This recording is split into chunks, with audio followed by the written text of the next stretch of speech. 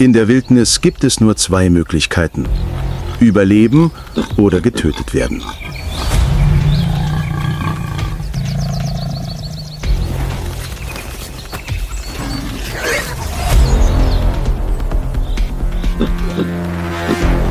Jede Spezies, vom Raubtier bis zur Beute, muss kämpfen, sich anpassen und unglaublich schlau sein, um einen weiteren Tag unter der Sonne zu gewinnen.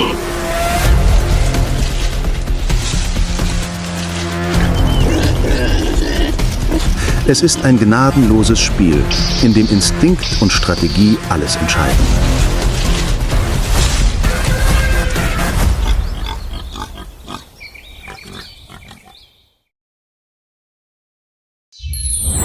Wilde Savanne. Überleben im Sand und auf der Lauer.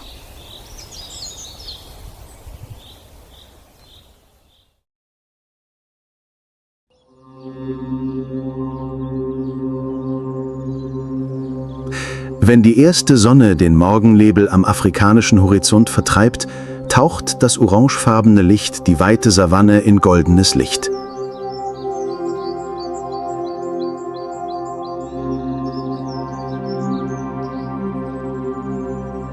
Die vereinzelten niedrigen und schlanken Akazien stehen still zwischen dem kniehohen Gras.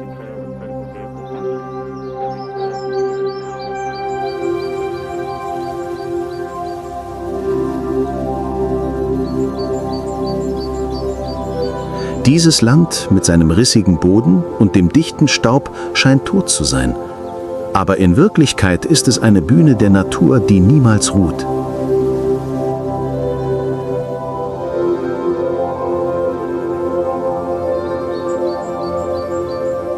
Die Savanne, eine ausgedehnte tropische Graslandschaft in Afrika, ist die Heimat, in der Lebewesen aller Größenordnungen koexistieren und miteinander konkurrieren. Hier ist kein Platz für Schwäche. Jeder Tag ist ein Kampf ums Überleben.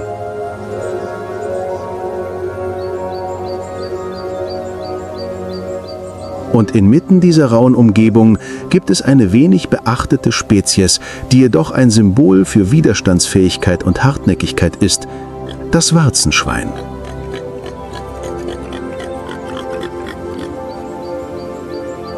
Leise taucht eine Herde Warzenschweine aus dem Nebel auf und schreitet langsam über den trockenen Boden.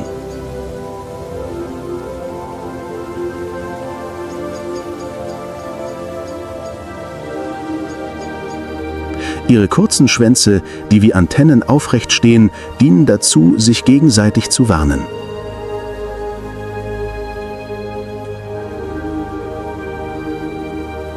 Auf ihren Gesichtern fallen zwei fleischige Auswüchse auf, in denen sie Fett speichern, um die langen Trockenzeiten zu überleben.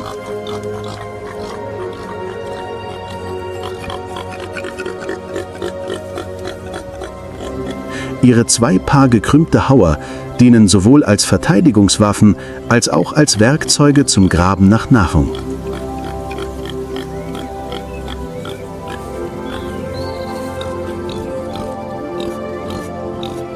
Das Warzenschwein ist ein Allesfresser.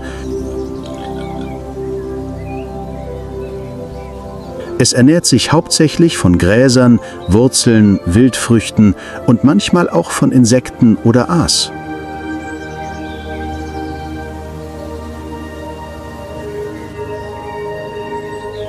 Obwohl es auf den ersten Blick etwas plump wirkt, kann es in Gefahrensituationen überraschend schnell sein und Geschwindigkeiten von bis zu 50 Kilometern pro Stunde erreichen.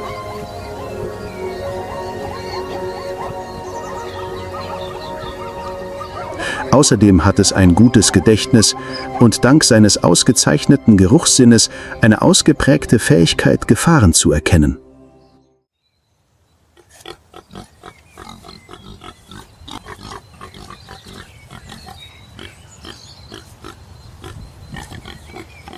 Als die Sonne höher steigt, konzentriert sich eine Wildschweinmutter aufs Grasen, während ihre Jungen um einen Baum herumtollen.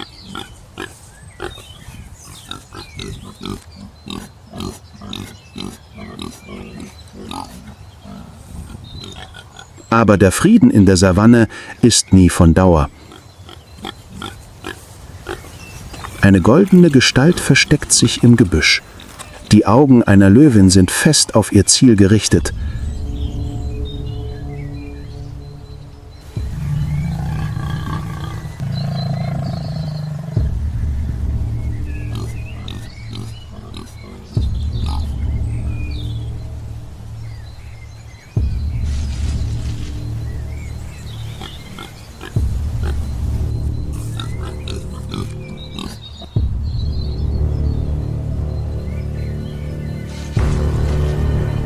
In einem Moment ist die Stille gebrochen.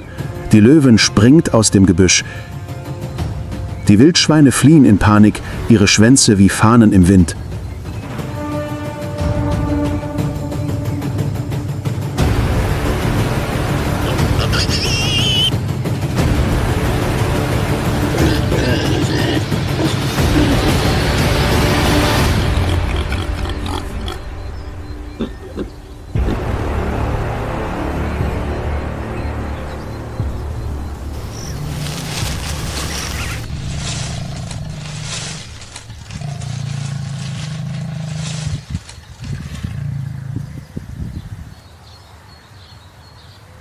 Die Löwin brüllt leise, aber sie weiß, dass sie ihre Chance verpasst hat und zieht sich zurück, hinterlässt einen Staubmond, der sich langsam zur Ruhe bringt.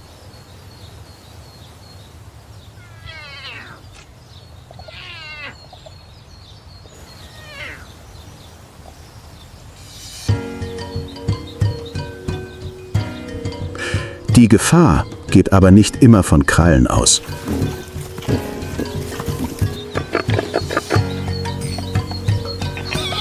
In der afrikanischen Savanne gibt es stillere Feinde.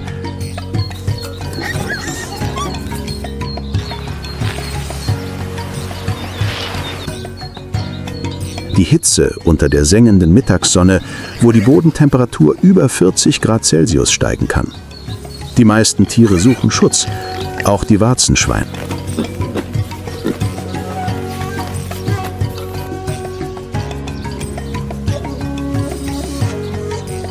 Wenn sie keinen Schlamm finden, um sich abzukühlen, verstecken sie sich in tiefen Höhlen, die sie manchmal selbst graben oder die von anderen Tieren wie Stachelschweinen oder Dachsen verlassen wurden.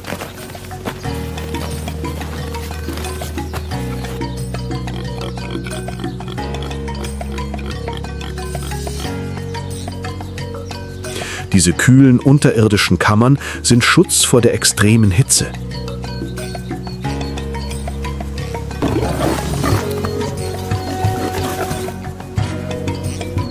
Und dann, am Rande dieser Ruhe, gibt es immer kleine Schatten im hohen Gras.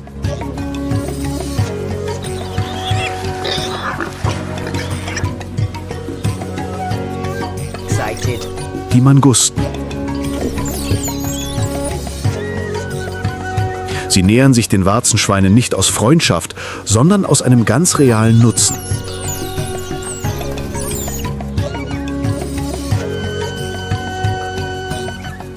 Wenn sich die Gelegenheit bietet, klettern die Mangusten auf den Rücken der Erwachsenen und entfernen mit ihren kleinen, scharfen Zähnen Flöhe, Zecken und Parasiten, die sich unter dem dichten Fell verstecken.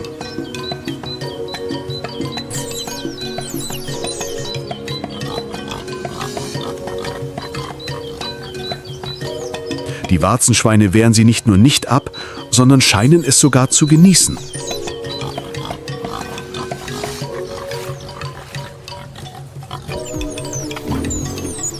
In diesem Moment verwandeln sich die Mangusten in ein mobiles Spa mitten in der Savanne, von dem beide profitieren.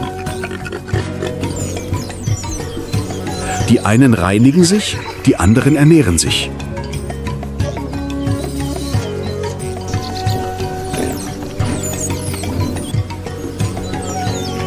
Mangusten, Suricata spp., sind kleine Säugetiere, die in Gruppen von 5 bis 20 Individuen leben.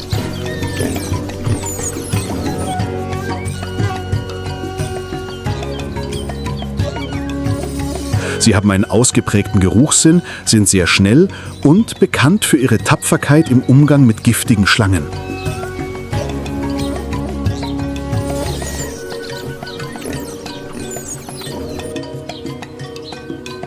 Mit ihrem weichen Fell, ihren leuchtenden Augen und ihren langen Schwänzen gleiten sie wie graue Schatten durch die Savanne.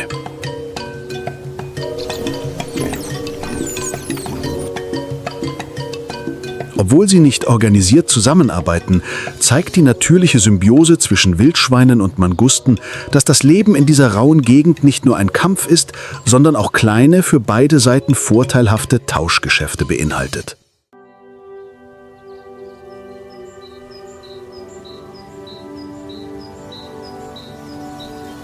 Wenn der Abend über die Graslandschaften hereinbricht, bringt der Wind den trockenen Geruch des roten Sandes des Südens mit sich.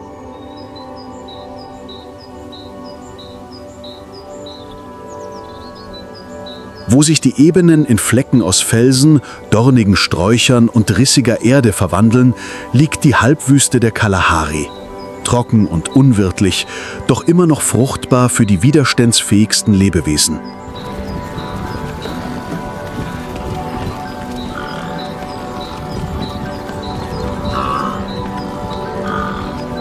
Über dem glühenden Sand huscht ein kleiner grauer Schatten schnell zwischen den Büschen hindurch und fängt präzise einen Skorpion, der Schutz sucht.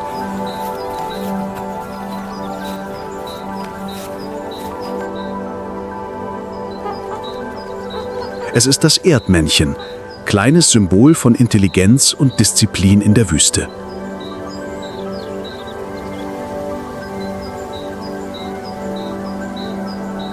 Jeden Morgen, wenn die Sonne gerade aufgeht, kommen die Erdmännchen aus ihren wachen Höhlen, bevor sie ihren Tag beginnen.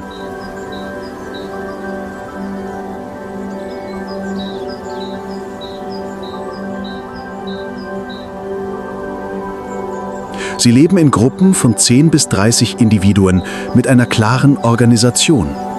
Einige suchen nach Nahrung, andere halten Wache und wieder andere kümmern sich um die Jungen.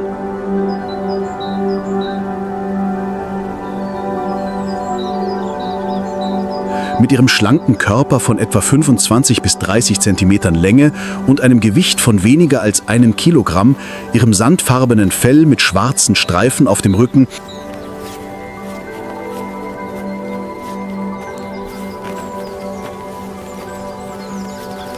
sind Erdmännchen in der Wüste perfekt getarnt.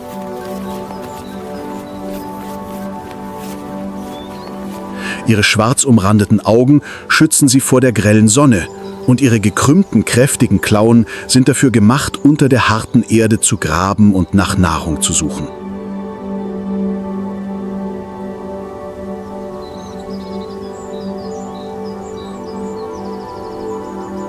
Während die ganze Herde auf der Suche nach Insekten in der Erde gräbt, gibt es immer einige, die auf einem Hügel Wache stehen und bereit sind, bei Gefahr ihren charakteristischen Alarmruf auszustoßen.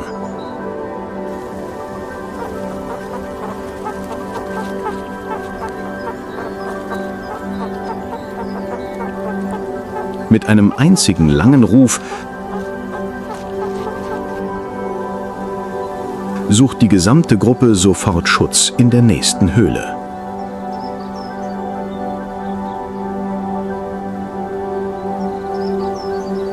Die Jungtiere lernen schon früh, das Signal zu erkennen, sich den Ausgang zu merken und sich niemals von der Herde zu entfernen.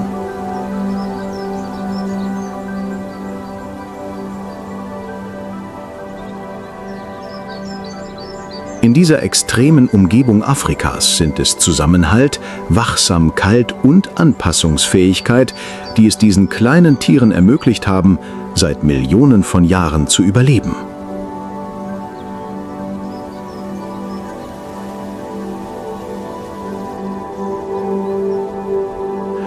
Erdmännchen verlassen sich nicht nur auf die Pfeiftöne ihrer Artgenossen, sondern hören auch auf die Signale der Vögel in ihrer Umgebung.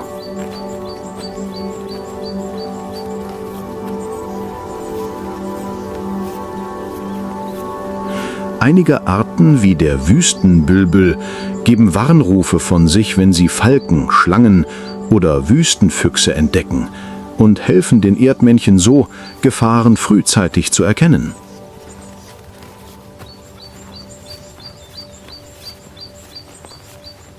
Allerdings sind nicht alle diese Warnungen ehrlich gemeint. Manchmal geben Vögel falsche Alarmsignale ab, um die Erdmännchen zu vertreiben und ihr Futtergebiet für sich zu behalten.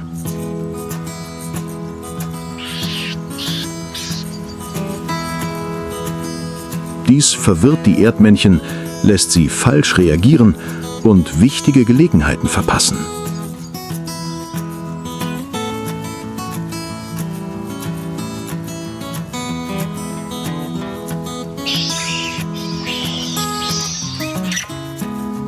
Im selben Lebensraum wie die Erdmännchen lebt ein Tier, das für seine Tollkühnheit bekannt ist.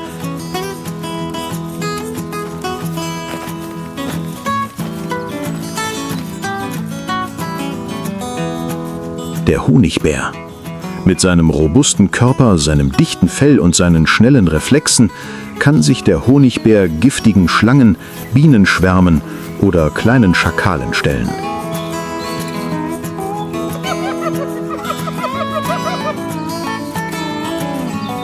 Er lebt als Einzelgänger, ist nachtaktiv und verfügt über ausgezeichnete Grabfähigkeiten, wodurch er oft Bienenstöcke zerstört oder unterirdische Termitenhügel umgräbt.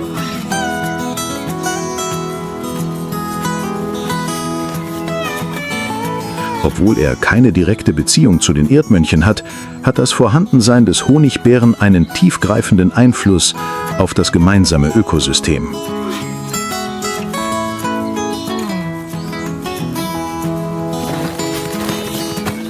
Die vom Honigbären verlassenen Höhlen können zu einem Zufluchtsort für Erdmännchen oder Wüstenhörnchen werden, insbesondere wenn sie mit Raubtieren konfrontiert sind.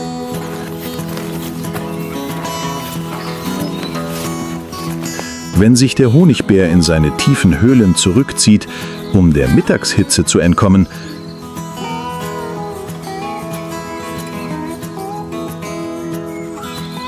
kommt ein anderes kleines Säugetier zum Einsatz, das Wüstenhörnchen.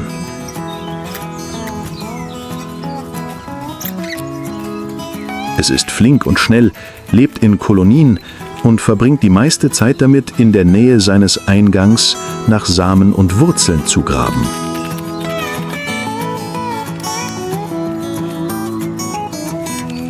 Das Hörnchen kann sich bei einem Alarmsignal schnell in seinen Bau zurückziehen.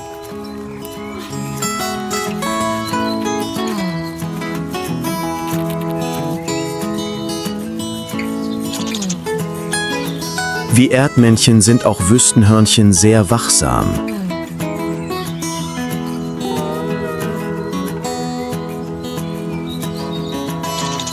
Wenn auch weniger organisiert. Sie überleben nicht nur, sondern tragen auch dazu bei, ein komplexes System von unterirdischen Tunneln zu schaffen, das zahlreichen Arten als Zufluchtsort dient. Unter dem Sand halten sie die Wüste am Leben.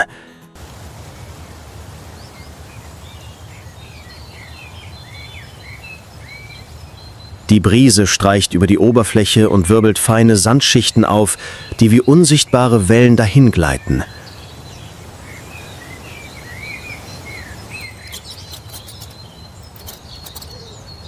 Die Umgebung wird still, man hört nur den Wind und die kleinen Schritte im heißen Sand.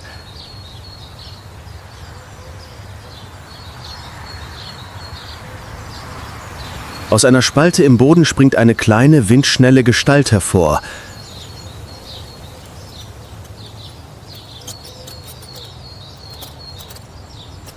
Mit langen Hinterbeinen, großen Ohren und einem dünnen Schwanz, der ihr Gleichgewicht hält, springt sie präzise wie ein Pfeil und weicht Gefahren aus.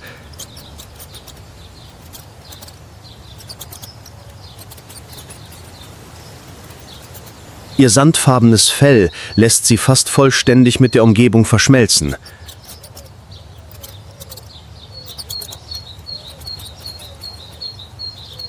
Klein, aber schlau bilden sie ein subtiles Glied in der Überlebenskette der Wüste.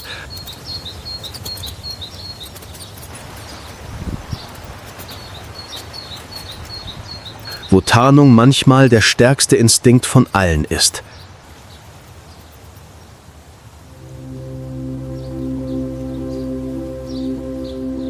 Zwischen den spärlichen Büschen der Kalahari ragen zwei große Ohren aus dem niedrigen Gras hervor.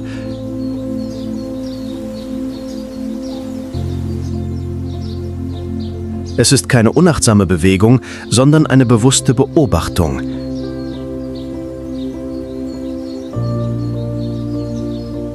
Es ist der Löffelhund, ein nachtaktives Raubtier, leise, aber äußerst effizient.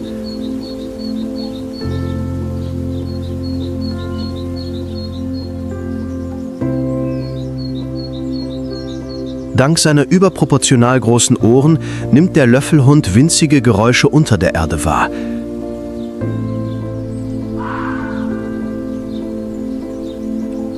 Die Bewegung von Raupen, die Spuren von grabenden Insekten.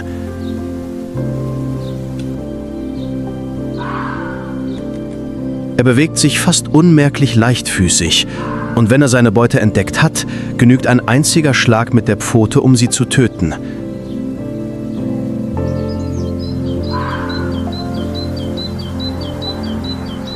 Im Gegensatz zu anderen Füchsen lebt der Großohrfuchs in Paaren oder kleinen Gruppen. Er jagt keine großen Beutetiere, sondern konzentriert sich auf Termiten,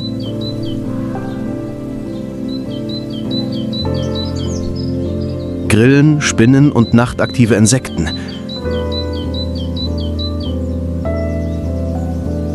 So wird er zu einem natürlichen biologischen Regulator im Ökosystem der Wüste.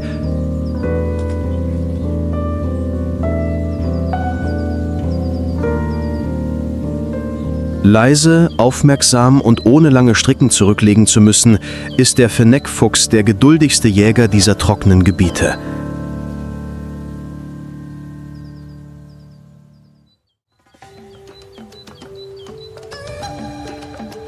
Weit entfernt von den trockenen Ebenen erstreckt sich die Wüste wie ein endloses Sandmeer.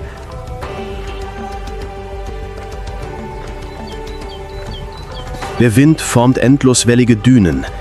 Tagsüber ist die Vegetation spärlich. Man findet einige dornige Sträucher oder sonnige Felsen.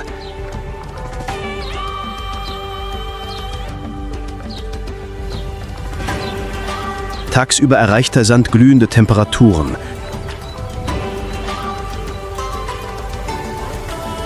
Unter diesen extremen Bedingungen schleicht der Fennecfuchs, der kleinste Vertreter der Fuchsfamilie, heimlich über den Sand.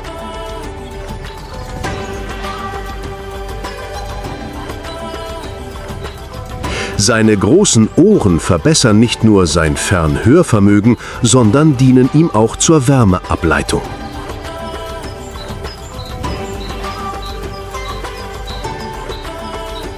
Er muss selten Wasser trinken, er ernährt sich von Insekten und saftigen Wurzeln, die er in seiner Umgebung findet.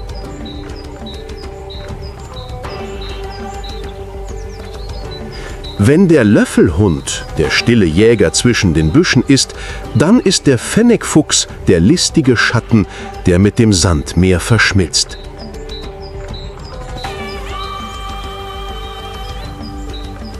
Zwei Strategien, die so unterschiedlich wie überlebenswichtig sind.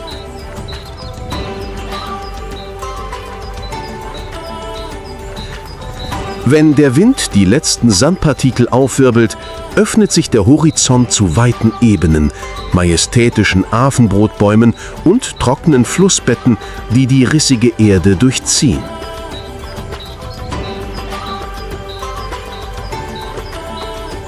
Am Himmel ziehen Schwärme von Zugvögeln vorbei, darunter wiegt sich das hohe Gras und deutet auf eine weitere Präsenz hin.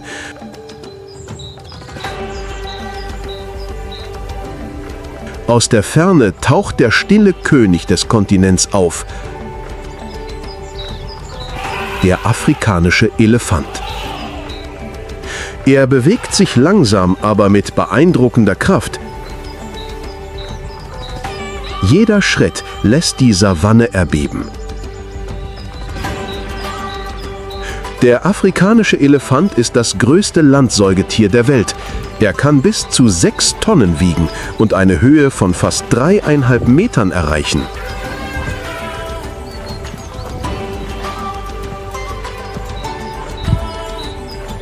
Seine großen Ohren dienen ihm als Fächer zur Regulierung der Temperatur und als Kommunikationsmittel.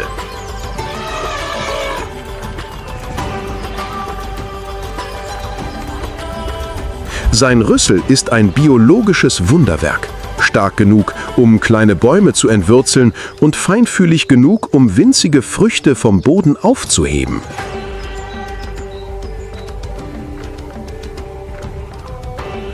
Aber die Größe des Elefanten liegt nicht nur in seiner Körpergröße. Sie sind die Architekten des Ökosystems.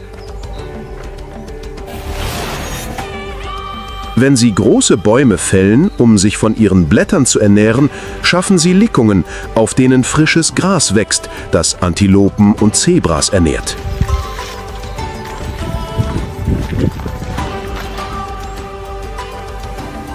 Wenn sie in der Trockenzeit Löcher graben, entdecken sie Wasser, von dem Dutzende andere Arten profitieren.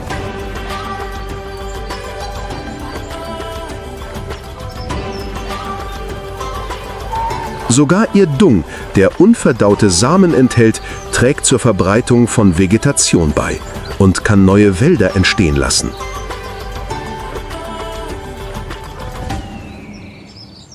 Elefanten leben in matriarchalischen Herden. Die älteren Weibchen übernehmen die Führung. Sie verfügen über altes Wissen über Wasserquellen, Weideplätze und Möglichkeiten, Gefahren zu vermeiden.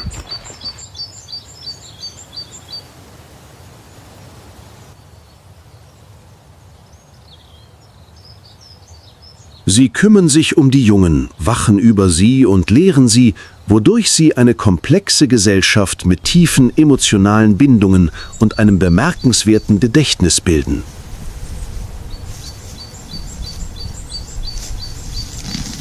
Inmitten des unerbittlichen Afrikas ist der Elefant nicht nur ein Überlebenskünstler,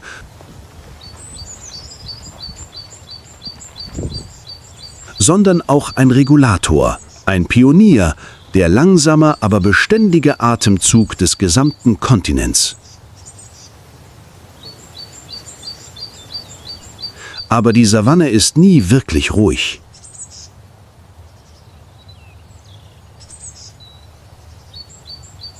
Als sich die Elefantenherde einem feuchten Weidegebiet nähert, bemerkt niemand die goldenen Schatten, die unter den Akazienbüschen lauern.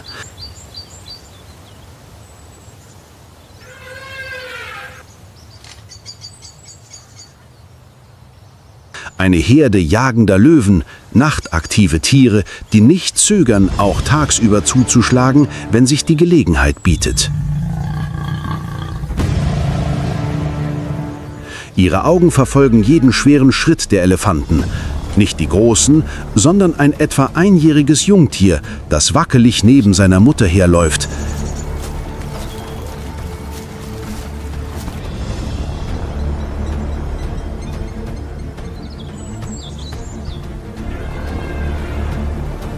Die Löwen springen aus den Büschen, stürzen sich auf sie, aber halten inne.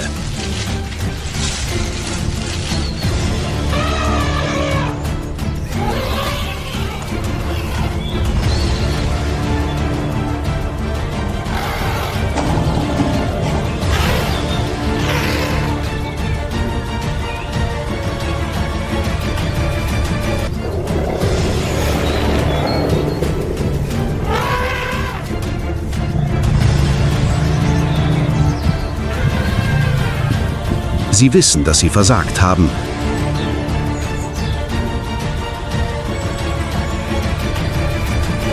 Eine seltene Gelegenheit ist vertan.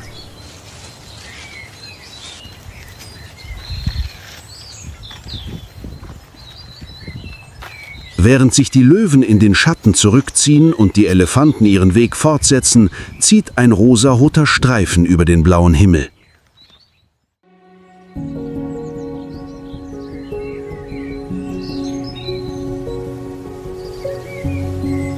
Es ist der südliche Rotkehlbienenfresser, der farbenprächtigste Vogel der Savanne.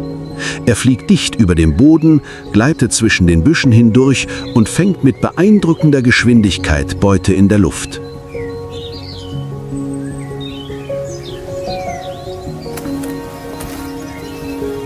Mit seinen schlanken Flügeln, seinem langen Schwanz und seinem schrillen Gesang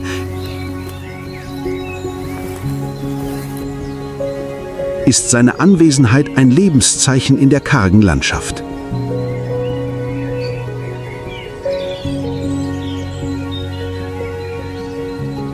Er jagt nicht nur Insekten, sondern trägt auch zur Kontrolle der Bienen- und Zeckenpopulationen bei und sorgt so still, aber wesentlich für das Gleichgewicht des Ökosystems.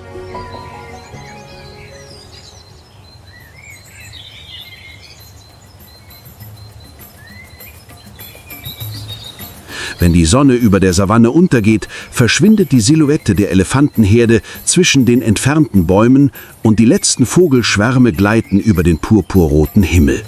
Die Natur schließt einen weiteren Tag.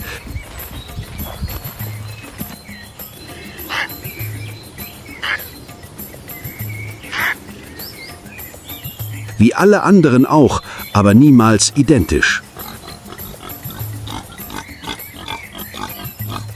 Vom stillen Warzenschwein bis zum wachsamen Schakal, vom geduldigen Löffelhund bis zum majestätischen afrikanischen Elefanten,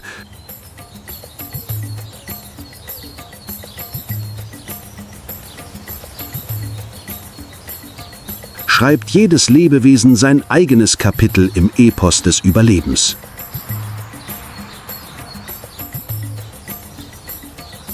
Inmitten gnadenloser Prüfungen kämpfen sie nicht nur, sondern kooperieren, teilen und passen sich an.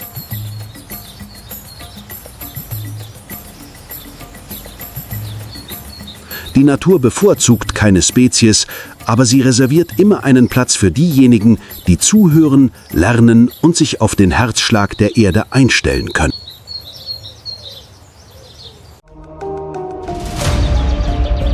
Dies ist Wild Columbia, das Land der stillen Raubtiere, der widerständlichen Überlebenskünstler und der Kreaturen, die durch ihren puren Instinkt dominieren.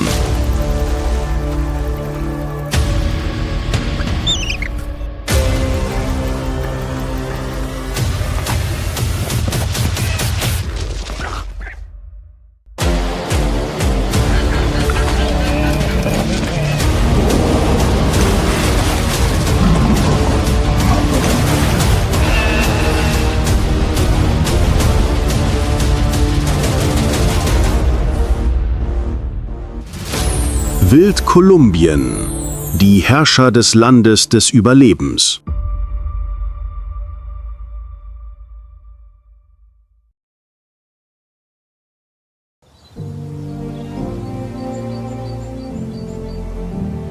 An der Schnittstelle Südamerikas gelegen ist Kolumbien ein Mikrokosmos, in dem die Natur unberührt und lebendig geblieben ist.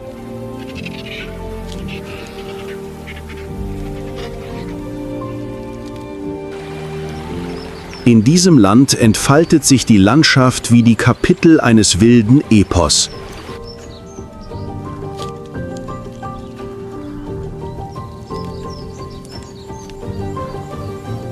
Im Südosten erstreckt sich der Amazonas wie ein endloser grüner Teppich, dessen riesiger Blätterdach Schatten auf plätscherige Bäche inmitten urzeitlicher Wälder wirft.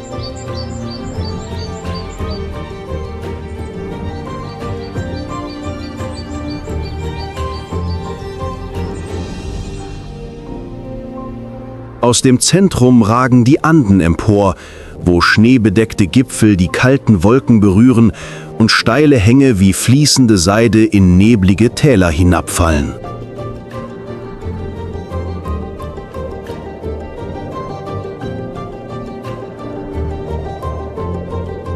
Im Nordosten öffnen sich die Llanos-Ebenen wie ein Meer aus wassergesättigtem Gras, gebadet in Licht, wo jeden Morgen weißer Nebel hängt und die Sonne in der Abenddämmerung den Horizont orange färbt.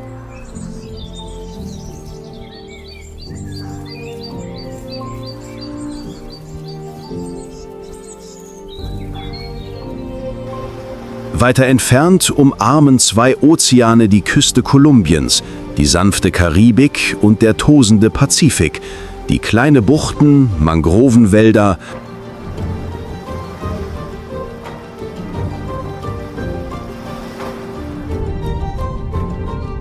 Korallenriffe und endlose weiße Sandstrände mit sich bringen.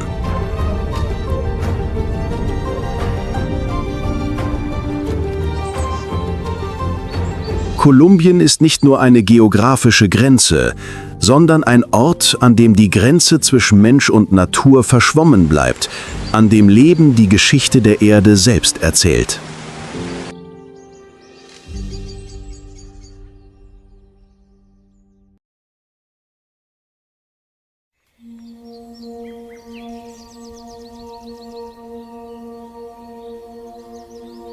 Der nebelverhangene Amazonas-Regenwald erwacht leise im Licht der Morgendämmerung. Dünne Lichtstrahlen dringen durch das dichte Blätterdach und beleuchten den feuchten, moosbedeckten Boden.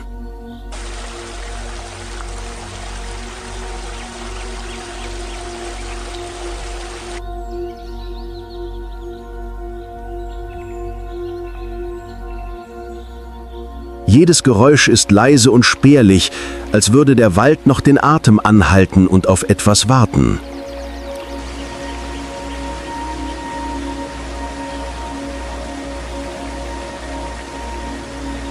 Inmitten der schwindenden Dunkelheit erscheint eine Gestalt, ruhig und anmutig, fast unsichtbar. Es ist ein Jaguar.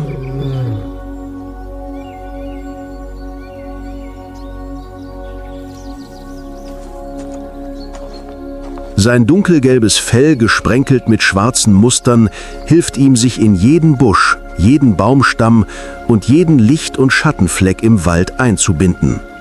Es besteht kein Grund zur Eile. Jeder seiner Schritte ist eine bewusste, kalkulierte Bewegung.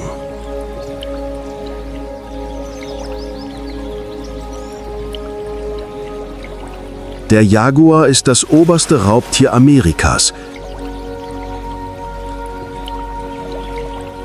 Keine Verfolgung, kein Geräusch.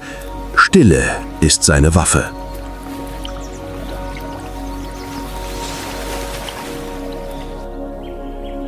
Mit dem stärksten Biss in der Welt der Raubkatzen kann er einen Schädel oder ein Schildkrötenpanzer im Handumdrehen durchbohren.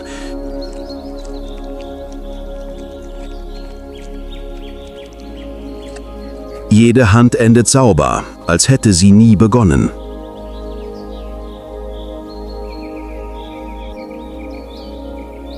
Am Ufer des Baches beugt sich ein Kapibara vor, um zu trinken.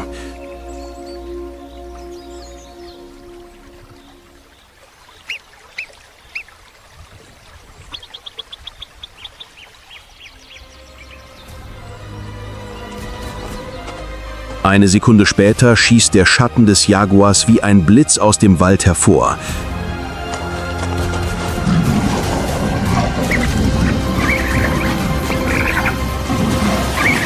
Kein Geräusch, keine Chance zu fliehen.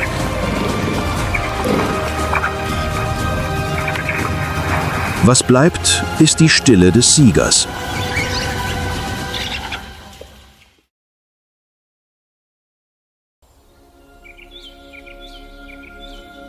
Im Amazonasgebiet ist der Jaguar nicht nur ein Tier. Er ist Teil des Waldes. Er ist die Gestalt der Dunkelheit. Er ist Macht ohne Worte.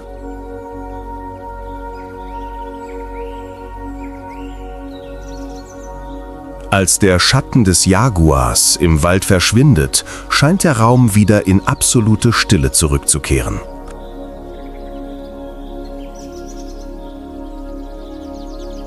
Aber auf einer höheren Ebene, wo die Sonne bereits die leuchtenden tropischen Blumen berührt hat, beginnt ein anderes Leben zu erwachen. Leicht wie ein Atemzug.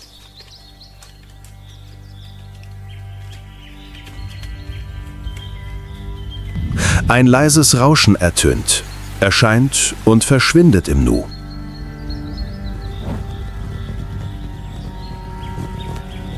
Inmitten des funkelnden Lichts wirkt der Kolibri klein und zerbrechlich, aber nichts kann mit seiner Präzision und Geschwindigkeit mithalten.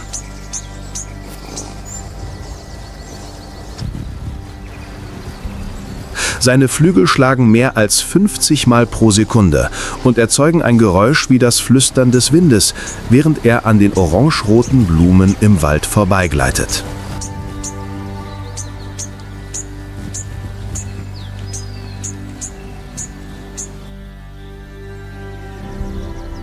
Im krassen Gegensatz zum lautlosen Hinterhalt des Leoparden sind Kolibris Künstler der Bewegung.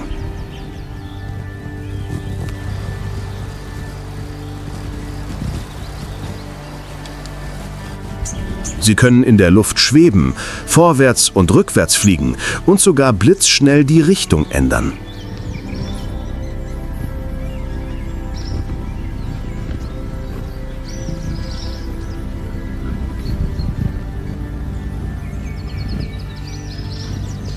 All das, um jeden Tropfen süßen Nektars im Herzen der Blume auf einer kurzen, aber präzisen Reise zu berühren.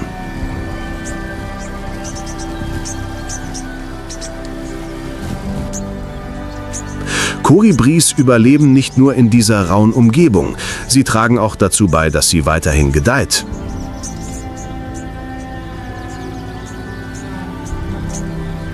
Jedes Mal, wenn sie landen, findet eine Bestäubung statt, bei der sie den Samen des Lebens von einer Blume zur nächsten tragen.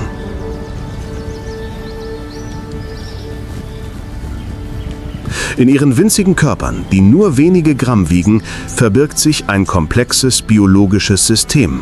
Herzen, die über 1000 Mal pro Minute schlagen. Körpertemperaturen, die sich ständig verändern, um das Leben an der fragilen Grenze zwischen Tod und Erschöpfung aufrechtzuerhalten.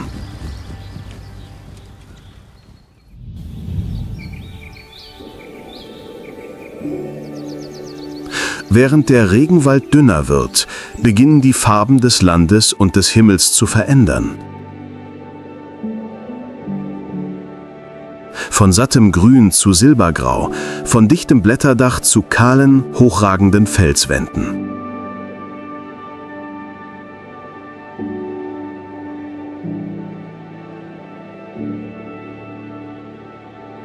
Der Wind wird scharf und kalt, trägt nicht mehr den Duft feuchter Erde, sondern weht wie eine Warnung durch die Bergpässe.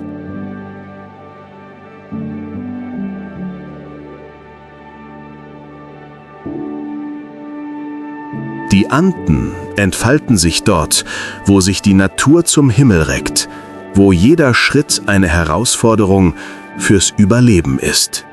Auf den kargen Hängen bewegen sich in der Ferne Gestalten. Es sind Herden von Guanacos, wilden Verwandten des humpelfreien Kamels. Sie erklimmen die Hänge anmutig. Ihr dickes Fell schützt sie vor dem kalten Wind. Ihre Augen sind stets auf den Horizont gerichtet, wo jederzeit Gefahr lauern könnte.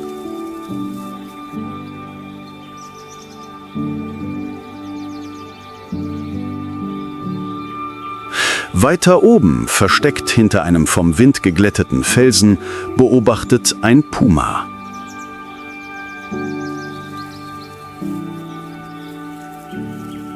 Lautlos, sich farblich an die Felsen und das trockene Gras anpassend, wartet er auf den perfekten Moment.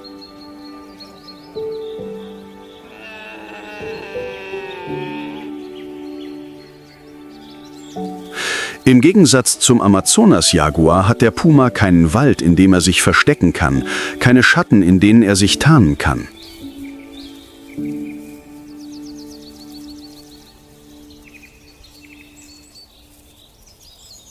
Hier sind nur Geduld, Ausdauer und scharfe Instinkte seine Waffen.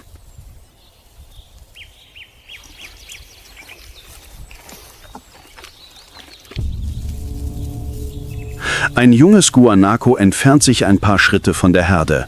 Nur einen Moment der Unaufmerksamkeit. Ein Fehltritt auf dem felsigen Hang. Mehr braucht der Puma nicht.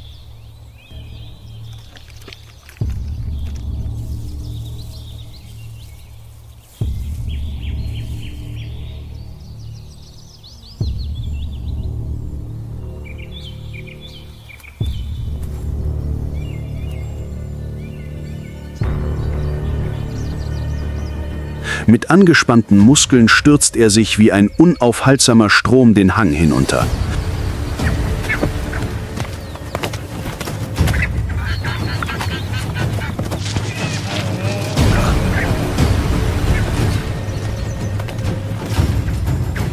Staubwolken steigen auf. Alles kommt zum Stillstand. Der Puma hat gesiegt.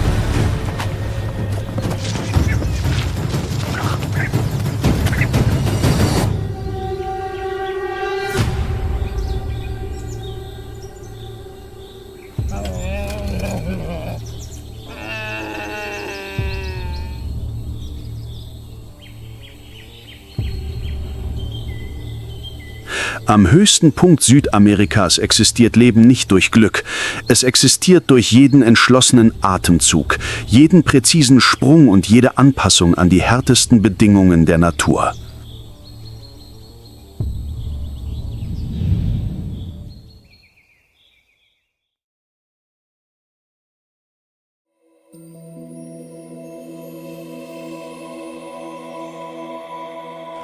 Als sich der Staub legt, kehrt wieder Stille an den Berghang zurück.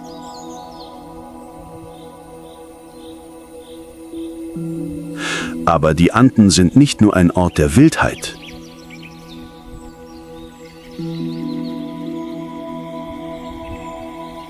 Hier, in den nebligen Wäldern entlang der Berghänge, gibt es ein anderes Leben, das ruhig, ausdauernd und voller Überraschungen ist.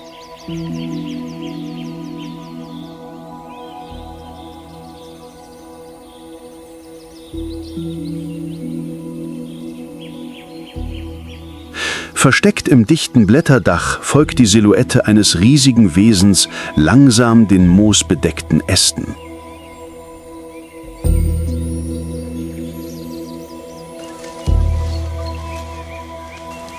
Mit seinem dichten schwarzen Fell, seinem schweren Gang und seinen Augen, die von 2 weißen Fellstreifen umrahmt sind, die wie natürliche runde Brillen auf seinem Gesicht wirken,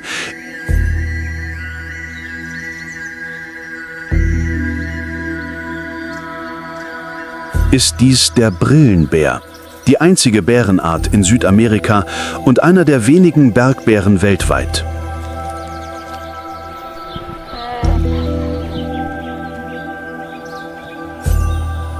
Im Gegensatz zu dem wilden Image, das man normalerweise mit Bären verbindet, ist der Brillenbär ein Symbol von Sanftmut.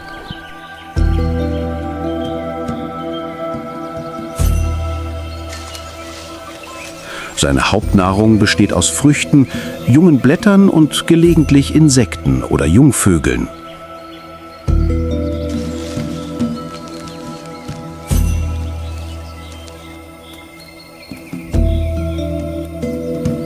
Sie verbringen die meiste Zeit in Bäumen und klettern trotz ihres schweren Körperbaus mit überraschender Beweglichkeit.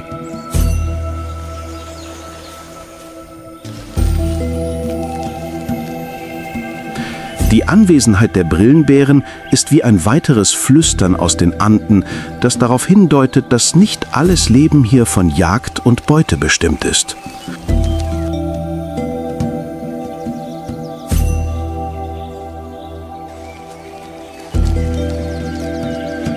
Es gibt Lebewesen, die sich dafür entscheiden, ruhig zu leben, sich in den Wald einzufügen und sich langsam, aber mit großer Ausdauer zu bewegen.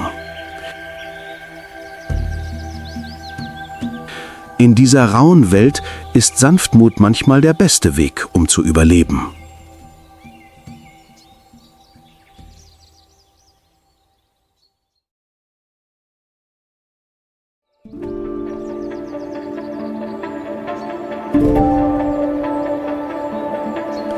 Hinter den felsigen Bergen und dem Nebel eröffnet sich eine völlig andere Welt, die Llanos-Ebene. Die scharfen Gipfel und tiefen Schluchten sind verschwunden, die Llanos erstreckt sich wie ein flacher Spiegel bis zum Horizont.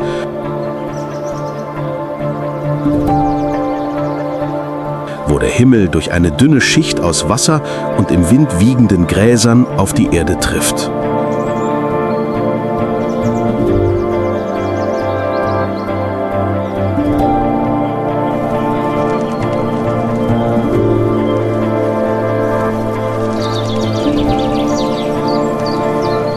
Die Llanos sind kein ruhiges Land.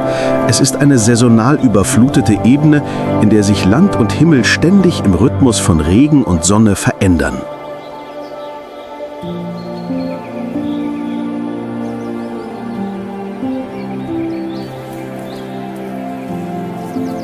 In der Trockenzeit reißt der Boden auf und Herden versammeln sich um die verbliebenen kleinen Sümpfe.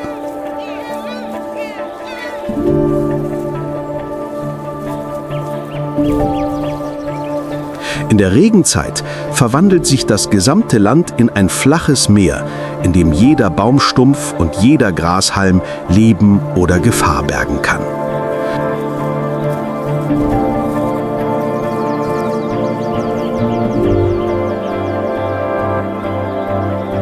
Inmitten des glitzernden Wassers sonnen sich Kolonien von Wasserschweinen, den größten Nagetieren der Welt, scheinbar sorglos.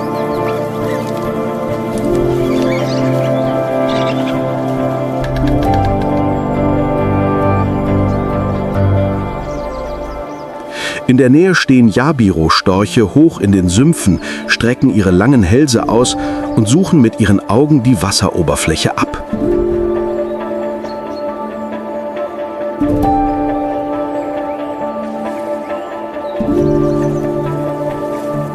Eine Bewegung. Der schwarze Schnabel taucht blitzschnell hinab und schleudert einen kleinen Fisch in die Luft. Präzise und sauber, als hätte der Instinkt dies schon 1000 Mal zuvor getan.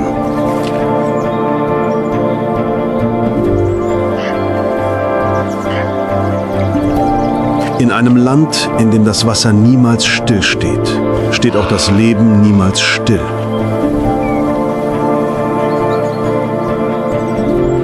Jede Bewegung könnte der letzte Bissen sein. Oder eine glückliche Flucht vor dem Blick des Raubtieres.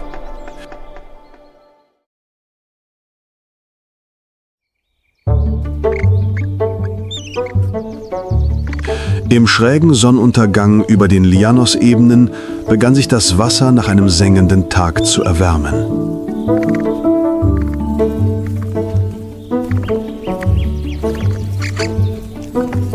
Das Sumpfgras wiegte sich leise im Wind und spiegelte einen tiefen Goldton auf der spiegelglatten Oberfläche wider. Am Ufer tauchte ein Kapibara auf und trat aus dem dichten Gebüsch hervor.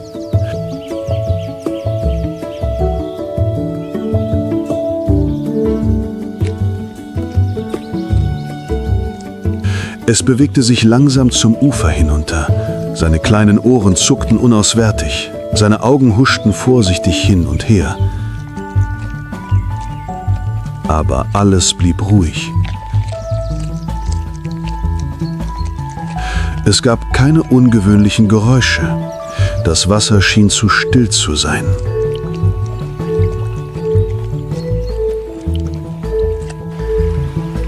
Und genau diese Stille verbarg eine tödliche Kreatur direkt unter der Oberfläche.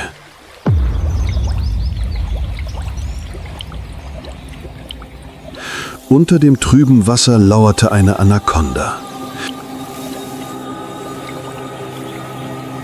Ihr über 6 Meter langer Körper war zwischen den untergetauchten Baumwurzeln zusammengerollt.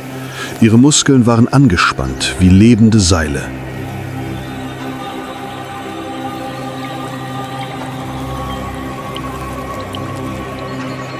Die Luft um sie herum war dick und schwer vom Geruch nach Schlamm und unterdrücktem Atem.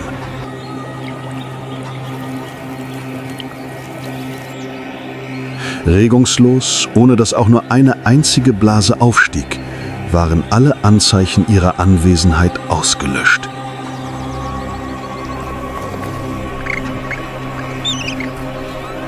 Das Kapibara senkt den Kopf, um zu trinken.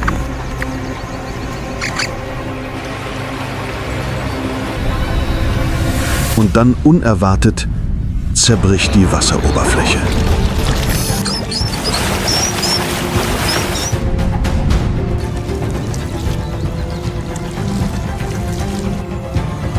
Der Kampf dauert weniger als 1 Minute.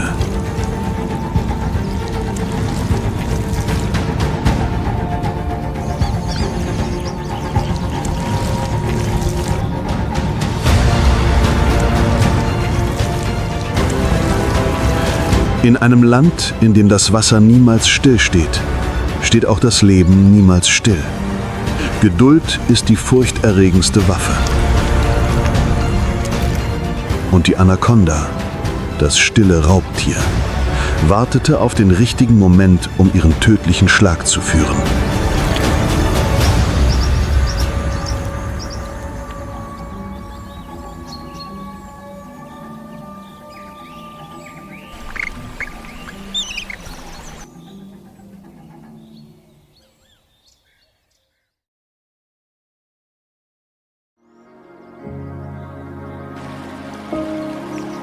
Südlich von Llanos, wo Wald und Felsen verschmelzen, erscheint der Rainbow River wie ein leuchtender Schnitt durch die Wildnis.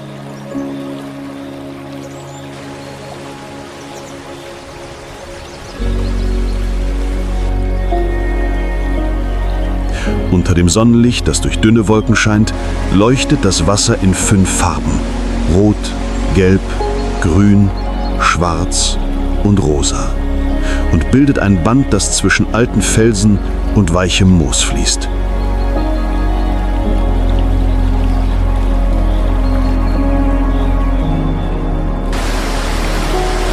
Das ist keine Illusion. Es handelt sich um Macarenia clavigera, eine wundersame Pflanze, die im Flussbett wächst und blüht, wenn Licht und Strömung im richtigen Moment aufeinandertreffen.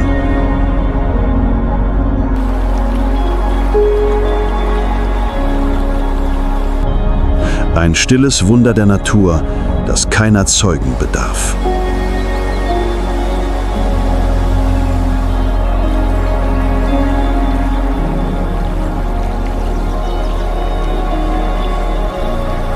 Im Westen und Norden, wo 2 Ozeane auf die kolumbianische Küste treffen, liegt auf einer Seite der wilde, kalte, nährungsreiche Pazifik, auf der anderen Seite das warme, klare, korallenreiche karibische Meer.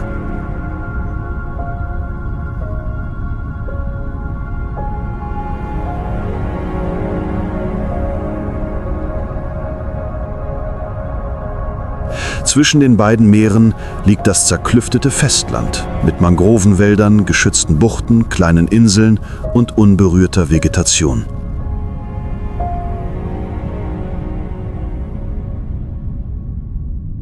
Unter der ruhigen Oberfläche schwimmen riesige Schatten langsam zwischen den Seegrasgrattenwiesen.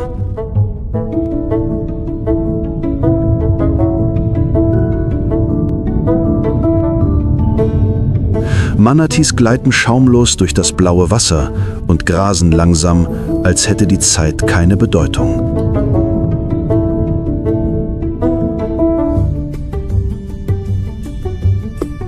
Jedes Mal, wenn sie zum Atmen an die Oberfläche kommen, steigt eine sanfte Wassersäule in der frühen Sonne auf, so still und sanft wie ihre Anwesenheit.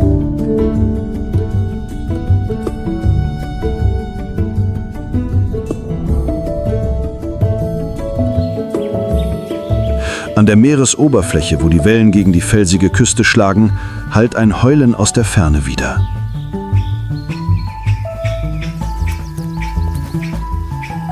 In den niedrigen Wäldern nahe der Küste springen Brüllaffen durch die Bäume. Äste und hinterlassen ein Geräusch, das so donnernd ist wie ein Mittagssturm.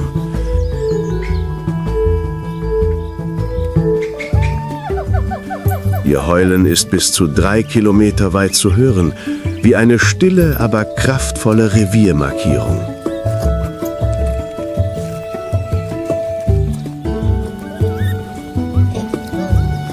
Nicht weit entfernt springen agile und schelmische Kronenmakaken zwischen den Küstenpflanzen umher und konkurrieren um Früchte.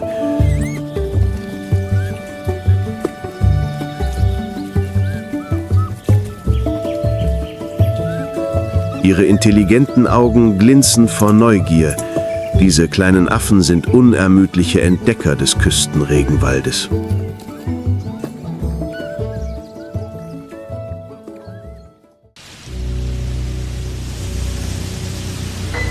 Weit vor der Küste bricht plötzlich eine große Welle.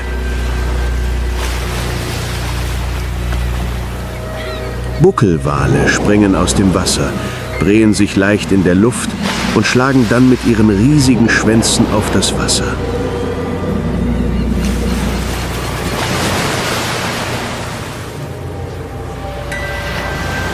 Das Geräusch hallt wie Donner aus den Tiefen des Meeres wider und durchbricht die Stille des Ozeans.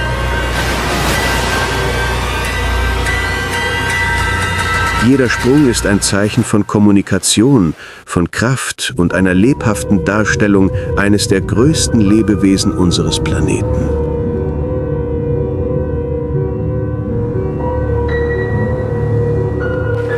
Über ihnen entbrennt in der Luft ein heftiger Kampf zwischen Schwärmen von Seevögeln.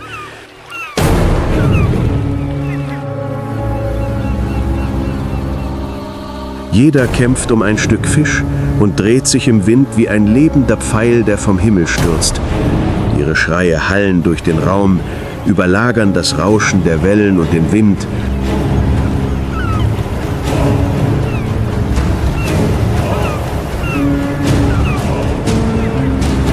Und schaffen eine ursprüngliche Klanglandschaft, in der das Leben niemals still ist.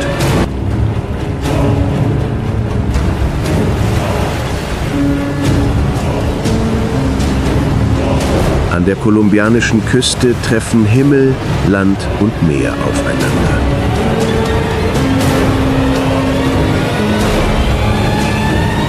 Jedes Lebewesen hat seine eigene Rolle in einer wilden Symphonie, die sich nie wiederholt, in der jeder Atemzug, jeder Sprung, jedes Heulen oder jeder Flügelschlag zu einem endlosen Rhythmus des Lebens beiträgt.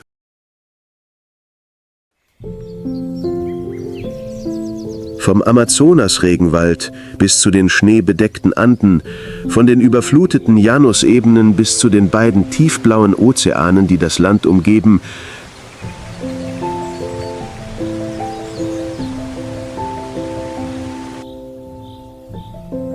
erscheint Kolumbien wie ein lebendiges Bild der wilden, majestätischen und paradoxen Erde. Dort spielt jedes Lebewesen, vom stillen Jaguar im Wald über den bunten Kolibri zwischen den Blumen bis hin zum Buckelwal, der im Ozean planscht, eine wesentliche Rolle im empfindlichen Gleichgewicht der Natur.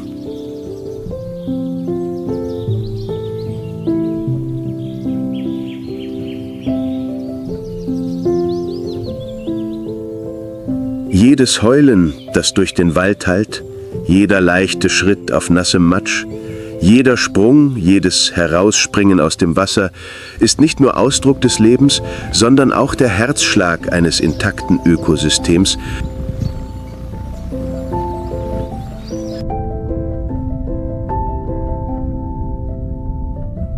Ein Herzschlag, dessen Verstummen eine unersetzliche Stille mit sich bringen würde.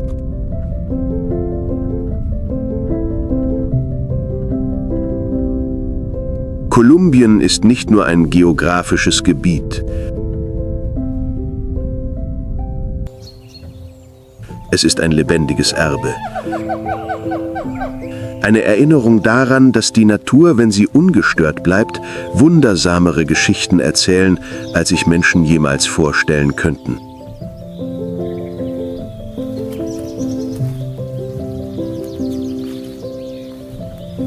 Und dass, wenn wir wirklich zuhören, der Wald niemals verstummen wird.